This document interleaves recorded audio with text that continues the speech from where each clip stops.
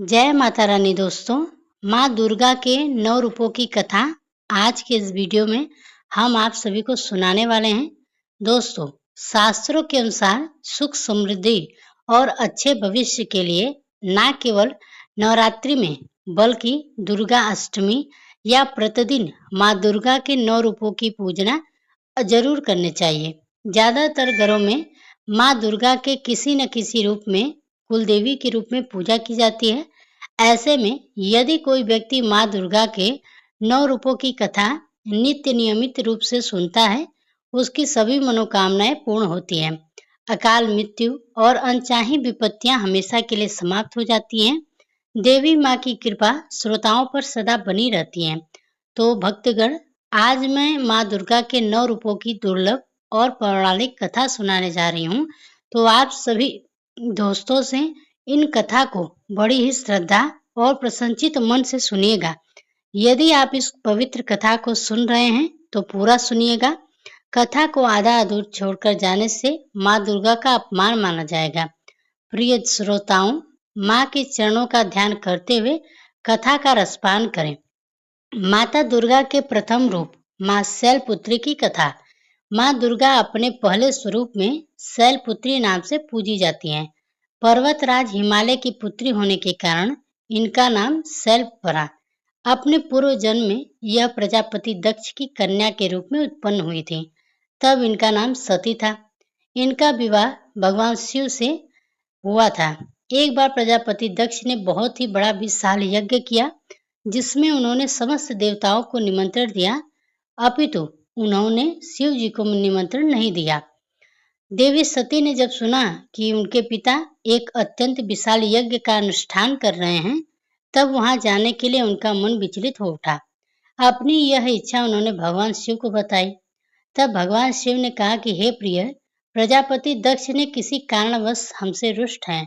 अपने यज्ञ में उन्होंने समस्त देवताओं को निमंत्रण दिया है, किंतु हमें जानबूझकर नहीं बुलाया है।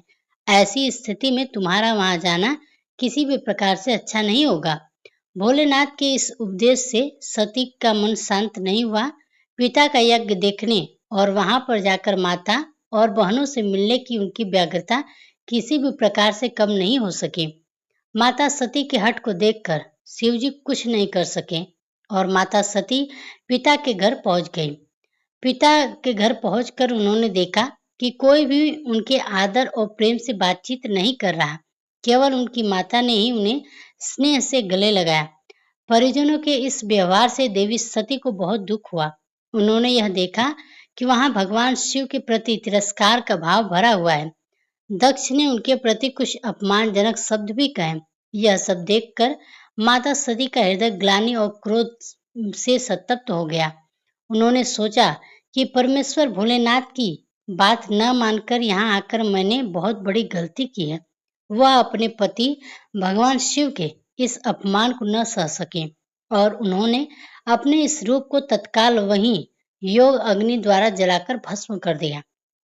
वज्रपात्र के समान इस दारुण दुखद खतना को सुनकर शिवजी क्रुद्ध हो गए। उन्होंने अपने गणों को भेजकर दक्ष के उस योग का पूर्ण विध्वंस कर दिया। सती ने अग्नि द्वारा अपने शरीर को भस्म कर दिया। अगले जन्म में शैलराज हिमवान की पुत्री के रूप में जन्म लिया। वह शैलपुत्री के नाम से विख्यात हुई। पार्वती हेमवती उन्हीं नाम से है। प्रिय भक्तगणों, इस जन्म में भी शैलपुत्री देवी का विवाह भगवान शिव के साथ ही हुआ है। ऐसा कहा जाता है कि नवरात्रि के प्रथम दिन यानी प्रतिपदा के दिन जो भी भक्तगण माँ शैलपुत्री के दर्शन करता है, उनकी कथा को सुनता है, तो उनके समस्त वैवाहिक जीवन के कष्ट दूर हो जाते हैं। माँ शैलपुत्री का वाहन वृषभ है। उनके बाएं हाथ में कमल और दाएं हाथ में त्रिशूल रखता है। प्रिय भक्तगणों, प्रेम से बोलिए माता शैलपुत्री की जय। ब्रह्मचारिणी की बड़ी ही दुर्लभ तथा पौराणिक कथा। दोस्तों, ब्रह्मचारिणी देवी का स्वरूप पूर्ण ज्योतिर्मय एवं अत्यंत ही भव्य है। उनके दाहिने हाथ में जप की माला और बाएं हाथ में कमंडल रहता है। अपने पूर्व जन्म में जब यह हिमालय के घर पुत्री के रूप में उत्पन्न हुई थी, तब नारद जी के उपदेश से उन्होंने भगवान शंकर जी को पति के रूप में प्राप्त करने के लिए अत्यंत ही कठिन तपस्या की थी। इसी दुष्कर तपस्या के कारण इन्हें तपछारी अर्थात ब्रह्मचारिणी के नाम से भी जाना जाता है। 1000 वर्ष उन्होंने केवल फल फूल खाकर व्यतीत किए, 100 वर्षों तक केवल शाक से निर्वाह किया और कुछ दिनों तक कठिन उपवास रखते हुए खुले आकाश के नीचे वर्षा और धूप के भयानक कष्ट सहे। इस कठिन तपस्या के बाद 3000 वर्षों तक केवल जमीन पर टूटकर गिरे हुए बेलपत्रों को खाकर वह भगवान शिव जी की आराधना करती रहीं। इसके बाद उन्होंने सूखे बेलपत्र को खाना भी छोड़ दिया। कई हजार वर्षों तक निर्जल और निराहार रहकर तपस्या करती रहीं। प्रिय भक्तगणों, पत्तों को भी खाना छोड़ देने के कारण उनका नाम अपर्णा भी पड़ गया। इनकी इसी तपस्या से तीनों लोकों में हाहाकार मच गया। देवता, ऋषि, सिद्धगण, मुनि सभी ब्रह्मचारिणी देवी की इस तपस्या को अभूतपूर्व बतलाते हुए उनकी सराहना करने लगे। अंत में पितामह ब्रह्मा जी ने आकाशवाणी के द्वारा उन्हें संबोधित करते हुए प्रसन्न स्वर में कहा, हे देवी, आज तक किसी ने भी ऐसी कठिन तपस्या नहीं की थी। ऐसे तपस्या से ही संभव था। तुम्हारे इस अलौकिक कृत्य की चतुर्दिक सराहना हो रही है। तुम्हारे मनोकामना परिपूर्ण होगी। भगवान चंद्रमौली शिव जी तुम्हें पति के रूप में प्राप्त होंगे। अब तुम तपस्या से विरत होकर घर लौट जाओ। शीघ्र ही तुम्हारे पिता तुम्हें बुलाने आ रहे हैं। प्रिय भक्तगणों, माँ ब्रह्मचारिणी के इस कठोर तपस को देखते हुए भगवान शिव जी ने कई बार उनकी परीक्षा भी ली। उस परीक्षा में देवी माँ उत्तीर्ण हुई और इससे प्रसन्न होकर महादेव भगवान भोलेनाथ ने माता ब्रह्मचारिणी को अपनी अर्धांगिनी स्वीकार किया, उन्हें आशीर्वाद दिया तथा उनसे विवाह किया। माँ दुर्गा का यह दूसरा स्वरूप श्रोताओं और श्रद्धों की अत्यंत फल देने वाला है। माता ब्रह्मचारिणी की जय हो। ओम नमः शिवाय। दोस्तों, माँ चंद्रघंटा की पौराणिक कथा। अपनी कठोर तपस्या से भगवान शिव को वापस जीतने के बाद देवी पार्वती राजा के महल में लौट आई। राजा हिवा और देवी मैनावती अपनी पुत्री को अपनी तपस्या में सफल देखकर बहुत प्रसन्न होते हैं। शिव और पार्वती के विवाह का दिन आ गया। सभी देवता इस बात से बहुत ही खुश थे कि उनके भगवान का विवाह हो रहा है। भगवान शिव के सभी गण उनकी बारात के साथ राजा हिवा के महल में गए। वहाँ तो भोलेनाथ हैं, उनका नाम ही शिव है, जो सुविधा को धारण करते हैं। उन्हें बाहरी दिखावे और औपचारिकताओं के पालन की कोई परवाह नहीं थी। वह जैसे थे वैसे ही विवाह के लिए आगे बढ़े। वासुकी और तक्षक जैसे सबसे भयानक सांपों के साथ उनकी माला कंदन बंद और बालियाँ थीं। उनके बाल उलझे हुए थे और उनका पूरा शरीर शमशान की राख में से ढका हुआ था। उन्होंने अपने 5 सिर प्रकट किए। वह प्रभावशाली, उग्र और तीव्र दिख रहे थे। यह बारात में राजसी घोड़े पर सवार अन्य लोगों के विपरीत एक बैल पर सवार होकर आए थे। मैना देवी माता पार्वती की माँ, जो अपनी दामाद पर नज़र डालने की उम्मीद से प्रतीक्षा कर रही थी, भगवान शिव के प्रकट होने पर हैरान और निराश हो गई। उनका रूप न केवल अरुचिकर था, बल्कि वे अत्यंत अनियंत्रित और विचित्र रूपों से घिरे हुए थे। भूत, प्रेत और पिशाच बम बम भोले के नारों से वातावरण को गुंजयमान कर रहे थे। भूत, पिशाच, साधु और अघोरी बारात में शामिल हुए। गण इतने उत्साहित थे कि उनकी मर्यादा के लिए कोई सीमा ही नहीं थी। उनकी खुशी अस्पष्ट थी, लेकिन यह किसी भी तरह से कोई सुंदर या सुखद दृश्य नहीं था।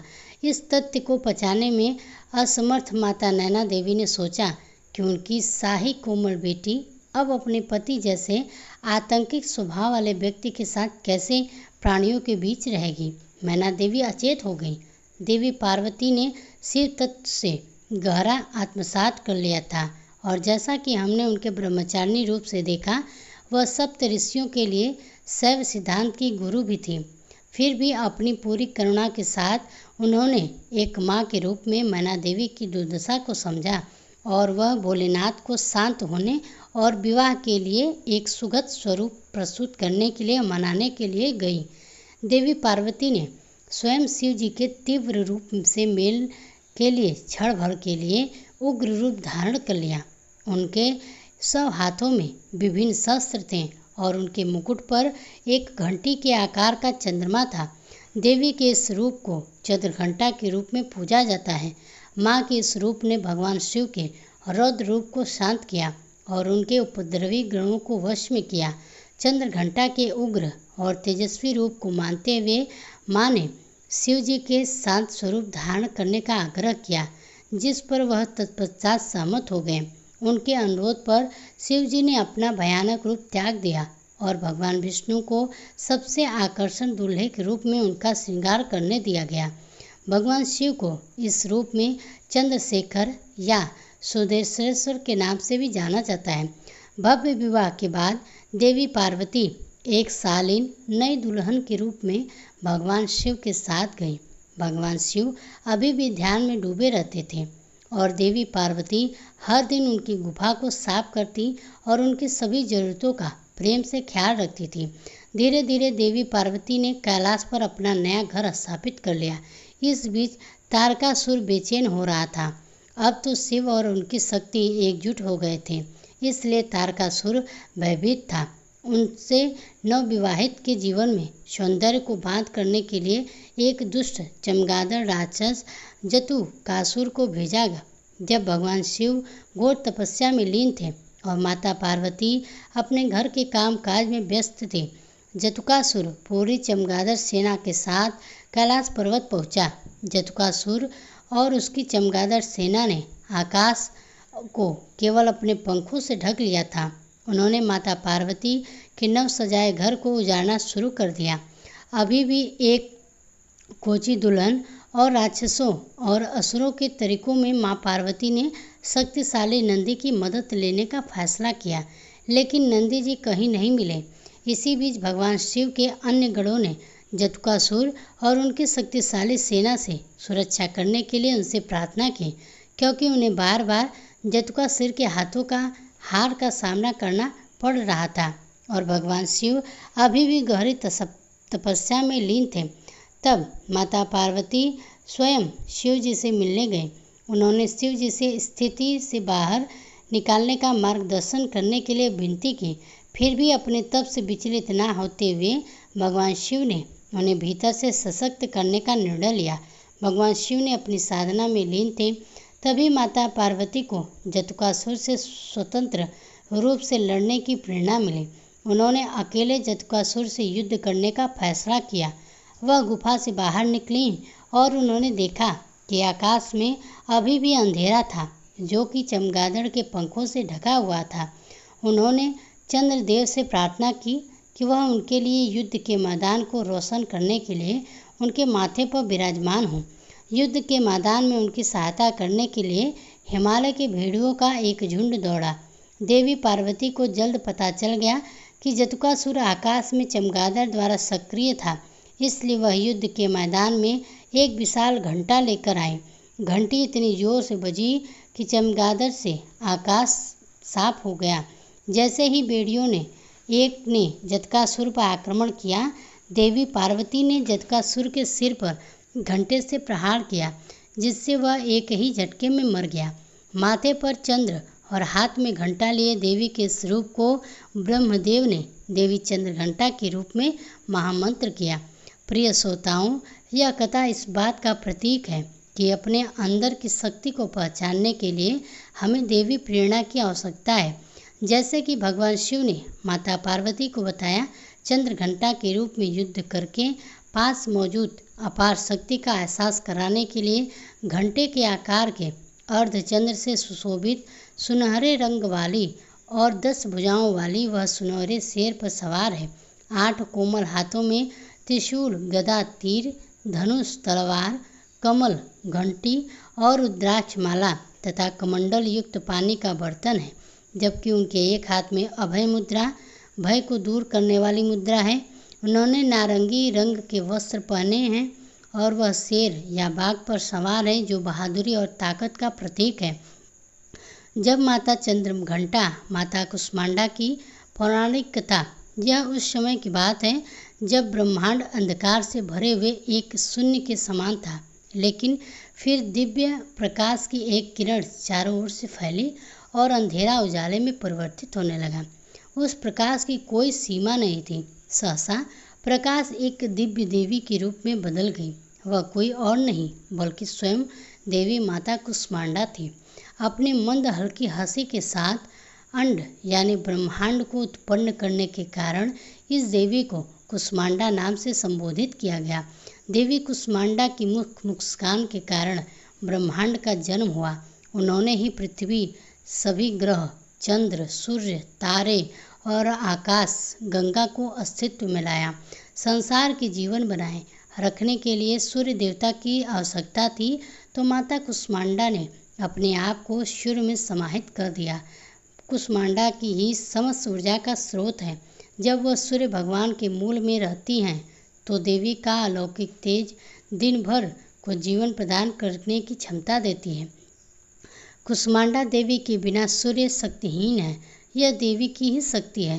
कुष्मांडा ही शक्तिशाली है। इनसे ही जग रोशन है। यह केवल एकमात्र ऐसी देवी है जो सूर्य मंडल के भीतर के लोक में निवास करती है। इनकी पूजा करके व्यक्ति अनेक कष्टों और पापों को दूर कर सकता है। माता कुष्मांडा की स्तुति करने से आयु, यश, शक्ति, बुद्धि प्राप्त होती है और साथ ही सभी रोगों से मुक्ति मिलती है। सभी तरह की नकारात्मक शक्तियाँ दूर हो जाती हैं और सभी तरह की समस्याओं का समाधान होता है। इनकी पूजा करने से सुख, समृद्धि और उन्नति की प्राप्ति होती है। दुख, विपत्ति और कष्ट से मुक्ति मिलती है। उनका रूप अलौकिक है। माता कुष्मांडा की 8 भुजाएं हैं, इसलिए अष्टभुजा कहलाती हैं। इसके साथ उनके हाथों में कमंडल, धनुष बाण, कमल पुष्प, अमृतपूर्ण कलश, चक्र तथा गदा है। 8वें हाथ में सभी सिद्धियों और निधियों को देने वाली जपमाला है। इस देवी का वाहन सिंह है। संस्कृत में कुमड़े को कुष्मांडा कहते हैं, इसलिए इस देवी को कुष्मांडा कहा जाता है। इस देवी का वास सूर्यमंडल के भीतर के लोक में है। सूर्य लोक में रहने की शक्ति और क्षमता केवल इन्हीं में है, इसलिए इनके शरीर की कांति और प्रभा सूर्य के भांति ही चमकती है। इनके ही तेज से 10 दिशाओं अलौकिक हैं। ब्रह्मांड की सभी वस्तुओं और प्राणियों में इन्हीं का तेज व्याप्त है। प्रेम से बोलिए जय हो माता कुष्मांडा। दोस्तों, अब स्कंद माता की पौराणिक कथा। जब राजा दक्ष के यज्ञ में माता सती अग्नि कुंड में कूदकर भस्म हो गई, तब शिव जी विलाप करते हुए गहरी तपस्या में लीन हो गए। इससे सृष्टि शक्तिहीन हो गई।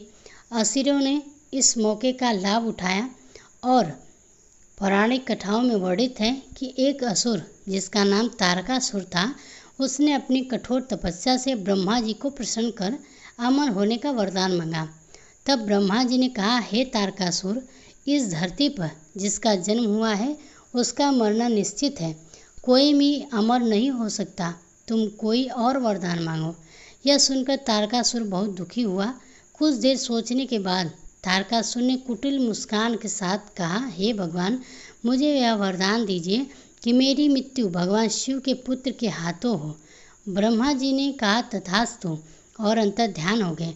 तारकासुर ने यह सोच लिया था कि भगवान शिव तो माता सती के वियोग में अनादिकाल तक तपस्या में लीन रहेंगे और माता सती का स्थान भगवान शंकर किसी और को नहीं देंगे और वे अब विवाह नहीं करेंगे और उसकी मृत्यु, जो कि शंकर भगवान के पुत्र के हाथों होनी है, बिना शिव जी के ब्याह किए उनका जन्म लेना भी असंभव है। एक प्रकार से तारकासुर स्वयं को अमर ही समझ बैठा था। वह बहुत ही शक्तिशाली और क्रूर हो गया था। यह वरदान मिलने के बाद उसने देवताओं पर अत्याचार शुरू कर दिया। देवतागण बहुत ही परेशान हो गए और उन्होंने ब्रह्मा जी से मदद मांगी। ब्रह्मा जी ने कहा, तारकासुर का अंत शिव जी के पुत्र ही कर सकते हैं। यह सुनकर इंद्र और समस्त देवतागण भगवान शिव के पास पहुँचे। इस सृष्टि को तारकासुर से मुक्ति दिलाने का निवेदन किया। शिव जी ने सभी देवताओं को इस समस्या से मुक्ति दिलाने का वचन दिया। तब भगवान शिव जी ने पार्वती से अपने प्रति अनुराग की प्रतीक्षा लेते हुए कहा, और माता पार्वती की तपस्या से प्रसन्न होकर उनसे विवाह करते हैं। विवाह करने के बाद शिव पार्वती के रूप पुत्र स्कंद, जिन्हें हम कार्तिकेय कहते हैं, उनका जन्म हुआ। कार्तिकेय बाल्यावस्था से ही बहुत ही वीर और शक्तिशाली थे, किंतु माता पार्वती ने स्कंद माता का रूप धारण किया और कार्तिकेय को अपना पुत्र बनाया और उन्हें अस्त्र शस्त्र की शिक्षा दी। उन्हें अपनी समस्त शक्ति प्रदान की। प्रिय श्रोताओगण, उन्होंने दुष्ट असुरों का संहार करना शुरू कर दिया। कार्तिकेय बाल्यावस्था से ही बहुत ही वीर और शक्तिशाली थे। उन्होंने दुष्ट असुरों का संहार आरंभ कर दिया। अंततः वह समय भी आ गया जिसकी देवताओं को कई युगों से प्रतीक्षा थी। उन्होंने तारकासुर से युद्ध किया। एक भयंकर युद्ध हुआ जिसमें कार्तिकेय ने तारकासुर का वध कर दिया। देवताओं ने भगवान कार्तिकेय की वीरता की भूरी भूरी प्रशंसा की और उन्हें देवताओं का सेनापति बनाया गया। स्कंद माता की 4 भुजाएं हैं, जिसमें दाहिने तरफ की ऊपर वाली भुजा से 6 शीशों वाले भगवान स्कंद को गोद में पकड़े हुए और दाहिने तरफ नीचे वाली भुजा जो कि ऊपर की ओर उठी है, उसमें कमल का फूल है। बाएं की तरफ ऊपर वाली भुजा पर आशीर्वाद की मुद्रा में है और नीचे वाली भुजा कमल का पुष्प है। यह भगवान स्कंद कार्तिकेय की माँ है। इनका पूजन संपूर्ण शुभ है। यह कमल के आसन पर विराजमान है। इनका वाहन सिंह है। इसी कारण इन्हें पद्मस देवी भी कहा जाता है। स्कंद माता सूर्यमंडल की अधिष्ठात्री देवी हैं। इनका उपासक अलौकिक तेज और क्रांति से युक्त होता है। स्कंद माता की उपासना से भक्तों की सभी इच्छाएं पूर्ण होती हैं और मोक्ष का मार्ग सुलभ होता है। स्कंद माता का मुख्य मंत्र इस प्रकार है: चंद्रवीरा चंद्रमाया च मुंड प्रजनिता नमाम च देवसी च कामचरण विग्राम। एक बार प्रेम से बोलिए स्कंद माता की जय। दोस्तों, अब आइए सुनते हैं कात्यायनी माता की पौराणिक कथा। जब असुरों का उत्पात बहुत बढ़ गया था, तब ऋषि मुनियों ने समस्त प्राणियों को दुष्ट असुरों के अत्याचार से मुक्ति दिलाने के लिए माता आदिशक्ति कात्यायनी के रूप में प्रकट हुई थी। कात्य नामक एक प्रसिद्ध ऋषि थे। इन्हीं कात्य ऋषि के गोत्र में अति प्रसिद्ध महर्षि कात्यायन का जन्म हुआ। महर्षि कात्यायन माँ जगदम्बा के परम भक्त थे। उन्होंने महर्षि कात्यायन की प्रबल इच्छा थी कि माँ भगवती उनके घर पुत्री के रूप में जन्म लें। माँ जगदम्बा की उपासना करते हुए उन्होंने बहुत वर्षों तक कठोर तपस्या की। माँ भगवती ने उनकी तपस्या से प्रसन्न होकर महर्षि कात्यायन के घर में जन्म लेना स्वीकार किया। अश्विन कृष्ण चतुर्थी को यह महर्षि कात्यायन की पुत्री के रूप में माँ जगदम्बा का जन्म हुआ। जन्म के उपरांत कात्यायन ऋषि ने माता आदिशक्ति की विधिवत पूजा का आयोजन किया। शुक्ल सप्तमी, अष्टमी और नवमी तक 3 दिन उन्होंने कात्यायन ऋषि की पूजा ग्रहण करके दशमी को महिषासुर का वध किया। महिषासुर का वध करने के पश्चात समस्त देव मानव लोकों में माँ दुर्गा की जय जयकार करने लगे। कात्यायन ऋषि की पुत्री होने के कारण यह माताजी कात्यायनी के नाम से विख्यात हुई। इनसे जुड़ी एक दूसरी कथा और भी है। इस कथा के अनुसार महर्षि कात्यायन ने सर्वप्रथम माँ कात्यायनी की पूजा की। इसी कारण यह कात्यायनी कहलाई। माँ कात्यायनी अपने भक्त को निश्चित फल प्रदान करती हैं। भगवान कृष्ण को पति के रूप में पाने के लिए ब्रज की गोपियों ने इन्हीं की पूजा काल यमुना के तट पर की थी। यह ब्रज मंडल की अधिष्ठात्री देवी के रूप में प्रतिष्ठित भगवान श्री कृष्ण ने भी माता कात्यायनी की पूजा की थी। इनका स्वरूप अत्यंत भव्य और दिव्य है। इनका वर्ण सोने के समान चमकीला और उज्ज्वल है। इनकी 4 भुजाएं हैं। माता जी की दाहिनी तरफ का ऊपर वाला हाथ अभय मुद्रा में है तथा नीचे वाला वर मुद्रा में है। बाएं तरफ के ऊपर वाले हाथ में तलवार और नीचे वाले हाथ में कमल पुष्प सुशोभित है। इनका वाहन सिंह है। इनकी भक्ति को परिपूर्ण आत्मदान करने वाले ऐसे भक्त को सहज भाव से माँ कात्यायनी के दर्शन प्राप्त होते हैं। माँ कात्यायनी की भक्ति और उपासना द्वारा मनुष्य को बड़ी ही सबलता से अर्थ, धर्म, काम और मोक्ष की प्राप्ति होती है। उसके रोग, शोक, संताप, भय आदि सर्वथा नष्ट हो जाते हैं। तो दोस्तों एक बार फिर से प्रेम से बोलिए जय माता दुर्गा, जय माता शेरावाली। ओम नमः शिवाय। माता कालरात्रि की पौराणिक कथा। दोस्तों पौराणिक कथाओं के अनुसार शुंभ, निशुंभ और रक्तबीज नामक 3 दुष्ट दैत्य थे। इन तीनों ने मिलकर तीनों लोकों में हाहाकार मचा दिया था। समस्त प्राणियों और देवताओं के सामने जीवन संकट उत्पन्न हो गया। इन दुष्ट दैत्यों के बल के आगे कोई भी अस्त्र शस्त्र नहीं टिक पा रहा था। अंत में परेशान होकर सभी देवतागण भगवान शिव के पास पहुँचे और उनसे समस्त प्राणियों और अपने प्राणों की रक्षा की गुहार लगाई। भगवान शिव ने देवताओं की व्यवस्था को समझते हुए उन्हें शीघ्र ही इस संकट से मुक्ति दिलाने का एवं समस्त प्राणियों की सुरक्षा का वचन दिया। शिव जी को पता था कि इन दैत्यों का संहार माता पार्वती ही कर सकती हैं। तत्पश्चात भगवान शिव ने माता पार्वती से कहा कि हे देवी, आप आदि शक्ति जगत जननी हैं। आपकी तेज का सामना तीनों लोकों में कोई नहीं कर सकता। आप इस दुष्ट राक्षसों का वध करके इस सृष्टि की रक्षा करें। शिव जी की आज्ञा पाकर माता पार्वती ने दुर्गा देवी का रूप धारण किया और शुंभ, निशुंभ एवं रक्तबीज का वध करने निकल पड़ी। मगर उन दानवों को समाप्त करने के एक विकराल समस्या थी। रक्तबीज को यह वरदान मिला हुआ था कि जहाँ भी उनके रक्त की एक भी बूंद नीचे गिरेगी, वहाँ रक्तबीज जैसा दूसरा दानव उत्पन्न हो जाएगा, जिसके कारण उसका वध करना अत्यंत ही कठिन हो जाता है। माँ दुर्गा ने दानवों की सेना का संहार करना आरंभ कर दिया। भीषण युद्ध हो रहा था। ऐसा लगता था जैसे पृथ्वी रक्त से लाल हो जाएगी। माँ दुर्गा अपने सिंह पर सवार होकर के दानवों के दल में प्रलय मचा रही थी। उनकी रुद्र रूप को देखकर दानव भय से काँप रहे थे। चारों तरफ रक्त और लाशों के ढेर लग गया था। सभी दानव काल के गले में समा गए, मगर असली कार्य तो रक्त बीज का वध करना था। प्रिय श्रोताओं, माँ दुर्गा जब भी रक्त बीज का प्रहार करती, वह हंसने लगता और जहाँ भी धरती पर उसका रक्त गिरता, सैकड़ों रक्त बीज पुनः उठकर माता से युद्ध करने लगते।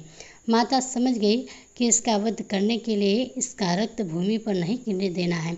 आदि शक्ति माता दुर्गा ने उसी क्षण अपने तेज से माँ कालरात्रि को उत्पन्न किया और जैसे ही माँ दुर्गा ने रक्त बीज का सिर काटा, कालरात्रि ने उसका रक्त नीचे गिरने से पहले ही अपने मुख में भर लिया और दूसरा रक्त बीज उत्पन्न ही नहीं हो सका। इस प्रकार माँ दुर्गा के स्वरूप कालरात्रि प्रकट हुई और रक्त बीज का वध हुआ। तभी से माँ कालरात्रि देवी के 7वें स्वरूप में स्थापित हुई। प्रिय भक्तगणों, इस दिन जो भी साधक व्रत करता है और माता की कथा का श्रवण करता है, उनका पूजन करता है, उसके लिए ब्रह्मांड की समस्त सिद्धियों का द्वार खुलने लगता है।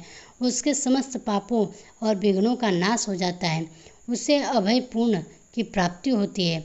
माँ कालरात्रि दुष्टों का विनाश करने वाली कालरात्रि देवी दुर्गा का ही एक रूप है, जिसे दैत्य रक्त बीज के वध के लिए माता ने अपने तेज से उत्पन्न किया था। माँ दुर्गा की 7वीं शक्ति कालरात्रि के नाम से जानी जाती है। इनका शरीर रंग काला है, जो अंधकार का प्रतीक है। इनके बाल बिखरे हुए हैं, जो इनकी उग्रता का प्रतीक है। इनके गले में बिजली की माला है, जो कि इनकी शक्ति का प्रतीक है। इनकी 3 आँखें हैं, जो इनके ज्ञान और दृष्टि का प्रतीक है। इनके नासिका के स्वार से अग्नि भयंकर ज्वालाएं निकलती रहती हैं। इनकी वाहन दहक गदा है, उसके ऊपर उठे हुए दाहिने हाथ की वर मुद्रा से सभी को आशीष प्रदान करती हैं। दाहिने तरफ का नीचे वाला हाथ अभय मुद्रा में है। बाईं तरफ के ऊपर वाले हाथ में लोहे का काट और नीचे वाले हाथ में कड़क कटार है। माँ कालरात्रि का स्वरूप देखने में अत्यंत भयानक है, लेकिन यह सदैव शुभ फल देने वाली है। इसी कारण इनका नाम शुभकरी भी है। अतः भक्तों को किसी प्रकार से भी भयभीत और आतंकित होने से कोई आवश्यकता नहीं है।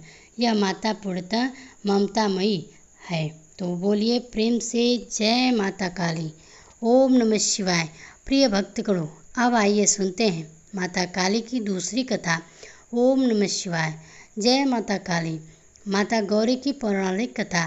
पौराणिक कथाओं के अनुसार माता महागौरी का जन्म हिमालय राज के घर हुआ था।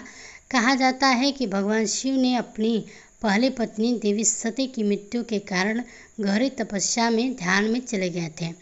भगवान शिव ने अपने ध्यान से बाहर आने के से इनकार कर दिया। कई वर्षों तक सभी सांसारिक मामलों से दूर रहे। इसी बीच तारकासुर नामक एक राक्षस देवताओं को परेशान कर रहा था। देवताओं के अनुरोध पर देवी सती ने हिमालय की पुत्री माता शैलपुत्री के रूप में जन्म लिया। उन्हें माता पार्वती भी कहा जाता है। माता पार्वती ने भगवान शिव को पाने के लिए अत्यंत ही कठोर तपस्या की। उन्होंने सभी संसारिक सुखों को भी त्याग दिया। चूँकि वह राजकुमारी थी, लेकिन उन्होंने राजकुमारी की तरह रहना स्वीकार नहीं किया और बिना अन्न जल ग्रहण किए उन्होंने शिव की बहुत ही घोर तपस्या की। कहा जाता है कि माता पार्वती की घोर तपस्या के कारण ही उन्हें माता ब्रह्मचारिणी के नाम से जाना जाता है। हजारों वर्ष बीत गए, लेकिन माता पार्वती ने हार नहीं मानी।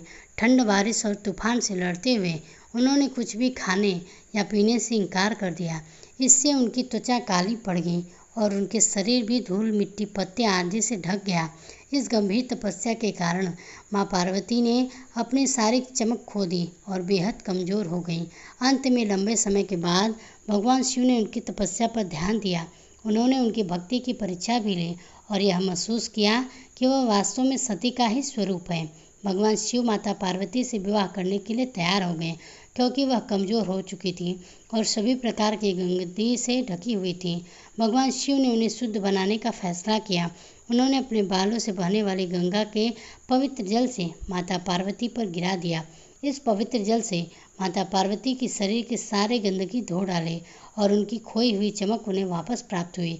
जैसे ही शुद्ध और पवित्र जल उन पर गिरा, उनकी त्वचा में अपनी चमक वापस पा ली और वे उत्कृष्ट चमकदार आभा में बदल गया। उनका रंग चंद्रमा की चमक के समान उज्जवल हो गया, जिससे महादेव ने उनका नाम महागौरी रखा। तभी से उनका नाम महागौरी पड़ गया, जो दुधिया सफ़ेद रंग और वर्ण वाली थी। शंख, चक्र, गदा और कुंद फूल सफ़ेदी उनके सुंदर उत्तम सौंदर्य का मुकाबला नहीं कर सकती। शुद्ध सफ़ेद साड़ी से लिपटी हुई हीरे जड़ित आभूषण से सुसज्जित एक सफ़ेद बैल पर भव्य रूप से बैठी हुई वह हजारों सूर्य की चमक से चकाचौंध हो रही थी। चतुर्भुजी यानी कि 4 भुजाओं वाली होने के कारण वह 2 हाथों में एक त्रिशूल और एक डमरू रखती हैं, जबकि उनके अन्य 2 हाथों में अभय और वर मुद्रा है। प्रशंसनीय महागौरी की पूजा उनके भक्तों की आत्मा को शुद्ध करने और उनके पापों तथा अशुद्धियों को धोने की क्षमता के लिए की जाती है। उनकी पूजा तथा कथा का श्रवण करने से सभी प्रकार के कष्ट दूर हो जाते हैं और अमोघ फल की प्राप्ति होती है। वैवाहिक जीवन सुखमय होता है, धनेश्वर की प्राप्ति होती है। एक बार प्रेम से बोलिए जय महागौरी, ओम नमः शिवाय। सिद्धिदात्री की पौराणिक कथा। एक समय पर जब सृष्टि में अंधकार छा गया, तब एक दिव्य शक्ति ने जन्म लिया, जो महाशक्ति के अलावा और कोई नहीं था।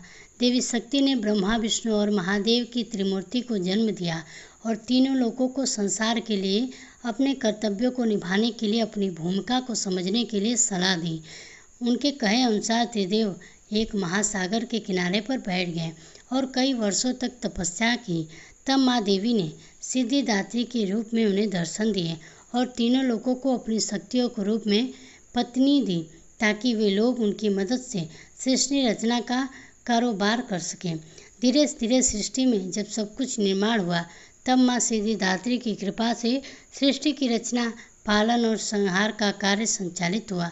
उस समय भगवान शिव ने माता सिद्धिदात्री की कठोर तपस्या करके 8 सिद्धियों को प्राप्त किया था। साथ ही माँ सिद्धिदात्री की कृपा से भगवान शिव का आधा शरीर देवी का हो गया। वह श्री अर्धनारीश्वर कहलाएं। माँ दुर्गा का यह अत्यंत शक्तिशाली स्वरूप है। इस ब्रह्मांड की शक्ति देवी दुर्गा है, जिन्होंने समय समय पर विभिन्न रूप धारण करके प्रकृति और सृष्टि के संरक्षण का कार्यभार संभाला। जब किसी दैत्य के सामने देवताओं के युद्ध कौशल कम पड़ जाया करते थे, तो स्वयं माँ आदिशक्ति भवानी सिद्धिदात्री अपने पुत्रों का रक्षण करती थी। माता सिद्धिदात्री देवी दुर्गा, जो न सिर्फ नारी शक्ति का स्वरूप हैं, बल्कि भक्तों की आस्था परम पात्र भी हैं। एक समय पर महिषासुर नामक एक भयंकर राक्षस ने चारों ओर हाहाकार मचा दिया। वह जहाँ पर मौत का नाच नचाता था, से भयभीत होकर ऋषियों ने यज्ञों में विघ्न उत्पन्न करते थे। महिषासुर को वरदान प्राप्त था कि कोई भी देव, पशु या नर उसका वध नहीं कर सकता, इसलिए स्वयं त्रिदेव भी उसे मारने से असमर्थ थे। निरंकुश दैत्य राज महिषासुर ने अपने वरदान को कवच के रूप में उपयोग करते हुए देवलोक में अपना आधिपत्य जमा लिया और देवों को वहां से निकलकर फेंक दिया। देवताओं की यज्ञ भार को उसने अपने वश में कर लिया। दैत्यराज से परेशान होकर सभी देवता त्रिगण के पास गए, उनकी स्तुति करने लगे। सभी देवताओं के मुख पर चिंता का कारण त्रिदेव पहले ही जानते थे। यह सब हाल जानकर भगवान शिव मुस्कुराए और बोले, हे नारायण, अब समय है कि हम सभी अपने तेज से इस जगत की रक्षिका देवी दुर्गा का आवाहन करें। यह सुनकर स्वयं ब्रह्मदेव और नारायण ने भी भरी। इसके बाद स्वयं भगवान शिव, भगवान विष्णु और ब्रह्मदेव ने शरीर के तेज से उत्पन्न और वह एक जगह आकर मिल गया। इसके बाद वहाँ जितने भी देवता उपस्थित थे, सभी के शरीर से महातेज उत्पन्न हुआ और सभी त्रिदेव उस परम तेज में आ मिले। उस दिव्य तेज ने एक सुंदर स्त्री का रूप लिया। महादेव के तेज से माता का मुख, नारायण के तेज से 8 भुजाएं, ब्रह्मदेव के तेज से चरण पादुकाएं, कभी मैली न होने वाले वस्त्र और मुकुट दिए। वरुण ने शंख, हिमालय ने माता को सवारी के रूप में सिंह और इसी प्रकार देव शिल्पी विश्वकर्मा ने माता को दिव्य और शस्त्र निर्माण करके दिए। माता का यह स्वरूप अत्यंत तेजस्वी और भयंकर था। देवी के इस विशाल और भयंकर स्वरूप को देखकर सभी देवताओं ने आंखें बंद कर उनकी स्तुति करने लगे तथा देवी पर पुष्प वर्षा की। माता ने प्रसन्न होकर कहा, हे देव, कहो मेरा प्रादुर्भाव किस प्रयोजन से किया है? मैं अत्यंत प्रसन्न हूँ, मुझे बताओ, मैं तुम्हारी समस्याओं का हल जरूर दूंगी। जिसके बाद देवताओं ने सारा हाल कर सुनाया। इसके बाद राक्षस क्षेत्र में माता ने विकराल रूप धारण करके दैत्यराज की सेना का विध्वंस किया और बाद में महिषासुर को भी मार दिया। इसी तरह से पूर्व समय में दुर्गम नामक एक महाबली असुर था, जिसने भगवान ब्रह्मा की कठोर तपस्या करके अद्भुत वरदान प्राप्त किया। वरदान के प्रादुर्भाव से दुर्गम ने वेदों का हरण कर लिया, जिससे सारी धार्मिक क्रियाएं और भावनाएं लुप्त हो गईं। दुर्गम ने अहंकार के वश होकर संसार को अपमानित किया और पीड़ित कर रखा था। घोर अकाल पड़ गया। जीवन और जल के लिए छटपटा रहे तीनों लोकों में त्राही त्राही मची थी। देवता भी यह सब देखकर डरे हुए थे। सभी देवता माँ भवानी के शरण में गए और प्रार्थना करने लगे। माँ भवानी ने, हे माँ सिद्धिदात्री, आप असुरों का संहार करने वाली हैं। अपने शुंभ निशुंभ, चंड मुंड, कपट, महिषासुर आदि दैत्यों का वध कर हमारी रक्षा की है। हे माता, आपने हमें आशीर्वाद दिया था कि जब भी हम पर संकट आएगा आप हमारा उद्धार करेंगे। उसी प्रकार से हे भगवती दुर्गा, आप इस दुर्गम का वध कर हमारी रक्षा कीजिए। देवताओं की विनती से प्रसन्न होकर माँ भगवती ने जल की अनन्य धाराएं प्रवाहित कर चारों ओर जल ही जल प्रवाहित कर दिया। गायों के लिए घास और अन्य जीवों के जल से तृप्त किया। समस्त संसार की रक्षा कर सुरक्षा चक्र का घेरा बनाकर स्वयं बाहर बैठ गई। दुर्गम ने जब यह सब देख चिंतित होकर देवी माँ पर असुरों की सेना ने आक्रमण कर दिया। तभी सुंदर सलोनी माँ भगवती ने अस्त्र शस्त्र से सुसज्जित होकर विराट रूप धारण करके समस्त असुरों का वध किया और त्रिशूल से दुर्गम का वध कर दिया। संसार में धर्म की स्थापना की। दुर्गम का वध करने के कारण माँ भगवती इस संसार में दुर्गा के नाम से विख्यात हुई। 9 दुर्गा में माँ सिद्धिदात्री अंतिम है। अन्य 8 दुर्गा की पूजा उपासना शास्त्रीय विधि के अनुसार करते हुए भक्त दुर्गा पूजा के 9वीं के दिन इनकी उपासना में प्रतिष्ठ होते हैं। इन सिद्धिदात्री माँ की उपासना पूर्ण फल देने वाली है। भक्तों और साधकों की लौकिक पलकों के सभी प्रकार की कामनाओं की पूर्ति होती है। जय माता दुर्गा। दोस्तों, आज की इस कथा को सुनाते समय अगर बोलने में कोई त्रुटि हो गई हो तो हम क्षमा प्रार्थी हैं। दोस्तों, अगर वीडियो पसंद आई हो तो वीडियो को एक लाइक ज़रूर कीजिएगा। साथ ही कमेंट बॉक्स में जय माता दी अवश्य लिखिए।